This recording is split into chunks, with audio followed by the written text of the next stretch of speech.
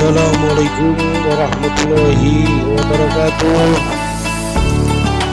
Ya akhi rahimakumullah, kepada pemirsa An-Nur Channel yang dirahmati oleh Allah, selamat berjumpa kembali dengan An-Nur Channel. Semoga kita semua dalam lindungan Allah Subhanahu wa Ta'ala.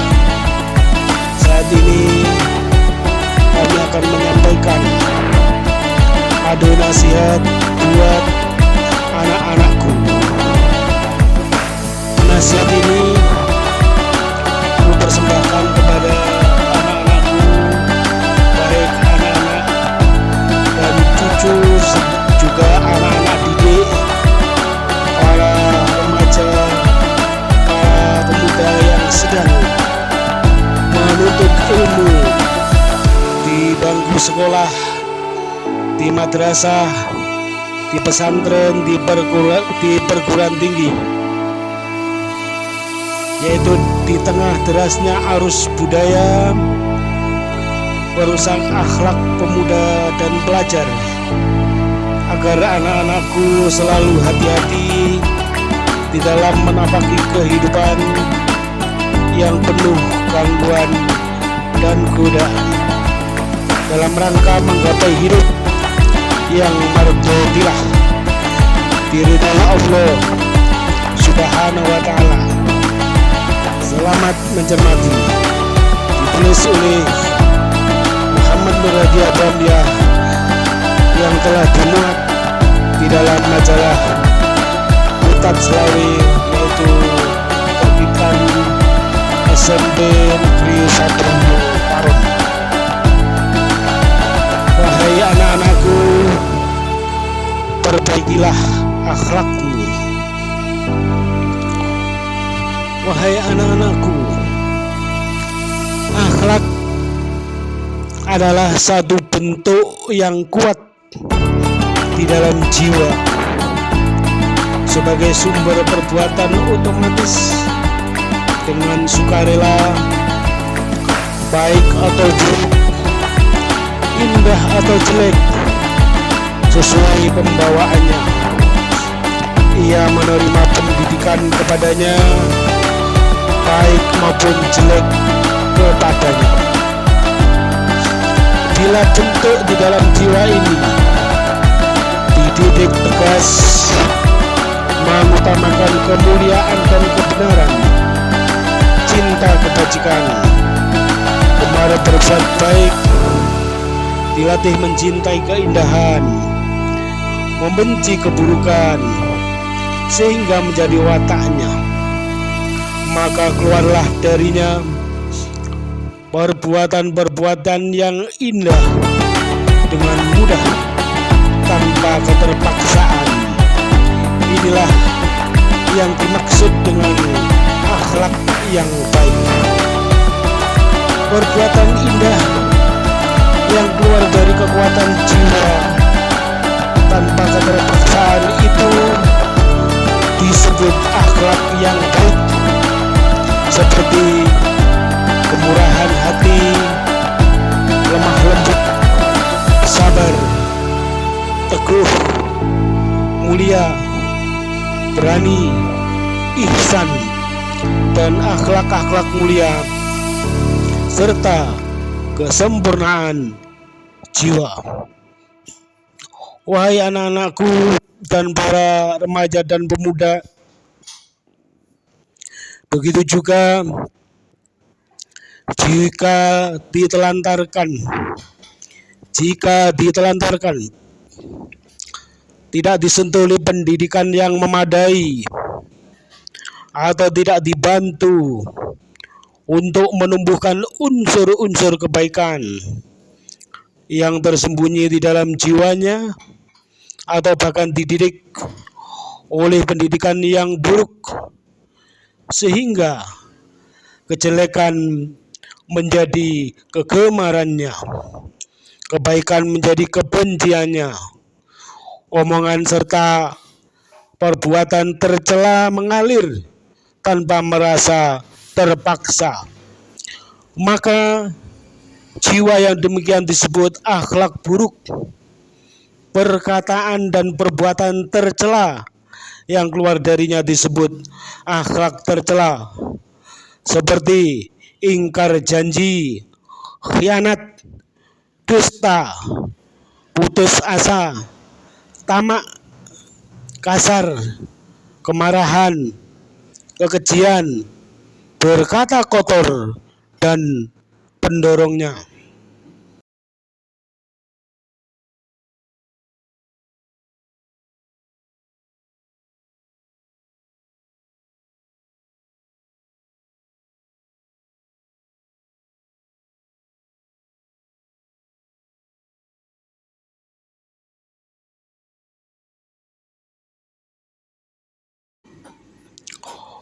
Wahai anak-anakku, para pemuda, para remaja, baik yang sedang menuntut ilmu di bangku sekolah, di bangku madrasah, di pesantren, atau yang sudah berada di tengah-tengah masyarakat.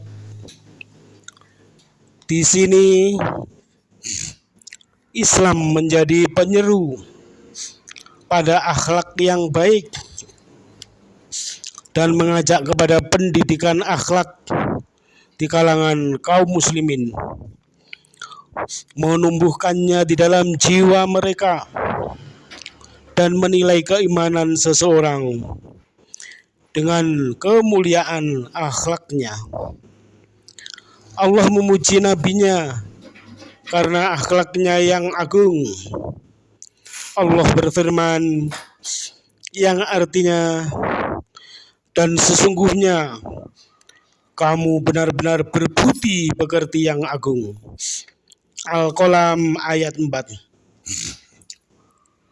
Allah pun memerintahkannya agar berakhlak mulia. Lalu dalam Fussilat ayat 34 Allah berfirman, tolaklah kejahatan itu dengan cara yang lebih baik, maka tiba-tiba orang di antaramu dan di antara dia ada permusuhan seolah-olah telah menjadi teman yang setia. Wahai anak-anakku, para pemuda dan para remaja, Allah menjadikan akhlak yang utama sebagai sarana memperoleh surga yang tinggi. Sebagaimana firman-Nya, dan bersegeralah kamu kepada ampunan dan dari Rabb-mu dan kepada surga yang luasnya seluas langit dan bumi, yang disediakan untuk orang-orang yang bertakwa, yaitu orang-orang yang menafkahkan hartanya baik di waktu lapang maupun sempit, dan orang-orang yang menyukai berbuat kebajikan. Ali Imran 133 134. Allah mengutus Rasul-Nya untuk menyempurnakan akhlak ini, sehingga beliau bersabda, sesungguhnya aku diutus hanyalah untuk kesempurnaan akhlak yang mulia. Hadis riwayat Bukhari dan Ahmad. Wahai anak-anakku, para pemuda dan para remaja yang dirahmati Allah, beliau juga menjelaskan keutamaan akhlak-akhlak yang mulia dalam sabda-sabdanya yang tak terhitung. Beliau bersabda, tidak ada sesuatu di dalam timbangan amal yang lebih berat daripada akhlak yang baik. Hadis riwayat At-Tirmidzi 2003 dan Abu Daud 4799. Juga dalam hadis lain yang diriwayatkan oleh Al-Bukhari, kebaikan itu adalah akhlak yang baik. Lalu juga hadis riwayat Al-Bukhari dan Muslim yang berbunyi, mukmin yang paling sempurna imannya adalah yang paling baik akhlaknya. Juga hadis yang diriwayatkan oleh At-Tirmidzi, sesungguhnya orang yang paling aku cintai di antara kalian dan yang paling dekat denganku kedudukannya di hari kiamat adalah orang yang paling baik akhlaknya di antara kalian. Hadis riwayat At-Tirmidzi 2018. Wahai anak-anakku, para remaja dan para pemuda, beliau Rasulullah Shallallahu Alaihi Wasallam ditanya amal apa yang paling utama. Beliau menjawab, akhlak yang baik. Hadis riwayat Ahmad. Juga ditanya tentang apa yang paling banyak memasukkan ke dalam surga. Beliau menjawab, yaitu takwa kepada Allah dan akhlak yang baik.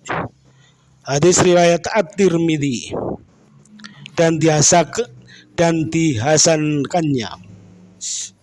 Beliau juga bersabda, sesungguhnya pasti hamba akan mencapai dengan akhlaknya yang baik dan pada derajat yang agung di akhirat dan kedudukan yang mulia, meskipun hamba itu lemah dalam beribadah. Hadis riwayat At-Tabrani dengan sanad yang sangat bagus.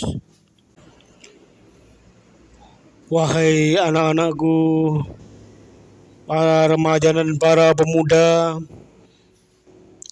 dalam ridhonya yang dimuliakan Allah Ta'ala, para ulama menyebutkan tanda-tanda orang yang berakhlak baik, yaitu sangat pemalu, sedikit mengganggu, banyak berbuat baik, benar ucapannya, banyak amalnya, sedikit tergelincirnya, tidak berlebih-lebihan, suka membuat jasa baik, supel, tenang, sabar, bersyukur, rela, lembut, profesional, berdedikasi,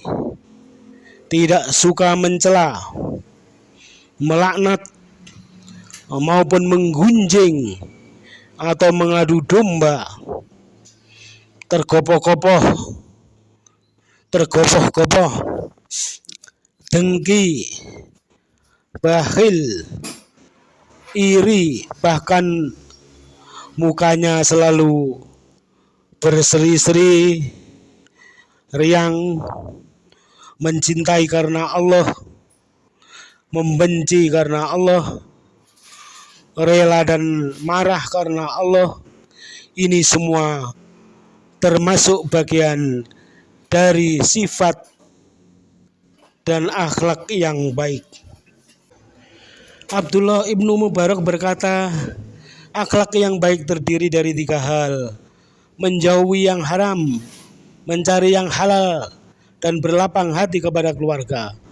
Al-Hasan berkata, akhlak yang baik adalah bermuka manis, bersungguh-sungguh dalam berderma, dan menahan diri dan enggan mengganggu.